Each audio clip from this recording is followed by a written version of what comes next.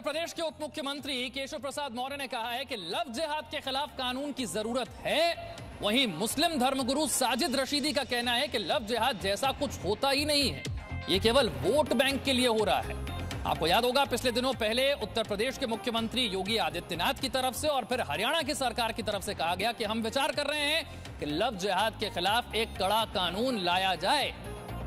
और उत्तर प्रदेश के उप मुख्यमंत्री केशव प्रसाद मौर्य ने कहा कि लव जिहाद के खिलाफ कानून की जरूरत है, लेकिन मुस्लिम धर्मगुरु जो हैं साजिद रशीदी हैं वो कह रहे हैं कि लव जिहाद जैसा तो कुछ होता ही नहीं, केवल वोट बैंक के लिए ये सब हो रहा है।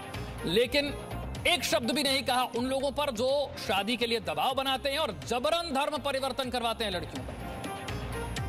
कुछ लोग ऐसे हैं जो केवल धर्म परिवर्तन करना और उसके पीछे प्रेम प्रसंग को जोड़ करके दिखाना, यह गलत है कि केवल शादी के लिए और आप धर्म परिवर्तन करें। तो एक तो माननीय उच्च न्यायालय के फैसले का हम स्वागत करते हैं और लव जिहाद की जो घटनाएं चाहे देश के अंदर चाहे उत्तर प्रदेश के अंदर कोई भी घटित हुई हैं, वह एक चुनौती है समाज के सामने और ऐसे लोगों का समर्थन किसी भी कीमत पर किया नहीं जा सकता है।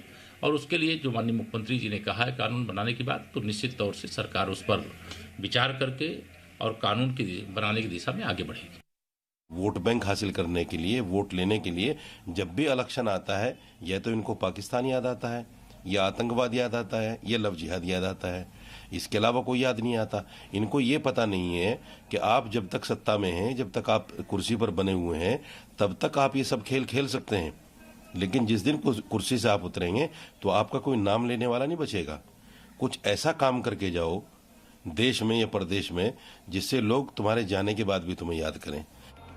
तो लव जिहाद के खिलाफ जिस कानून की चर्चा देश भर में हो रही है उसी को लेकर निकिता तोमर के पिता की तरफ से बयान दिया गया। उन्होंने कहा है कि लव जिहाद कानून को लेकर उन्होंने कहा कि इस तरह का कानून अगर होता तो आज निकिता जिंदा होती, मेरी बेटी आज जिंदा होती।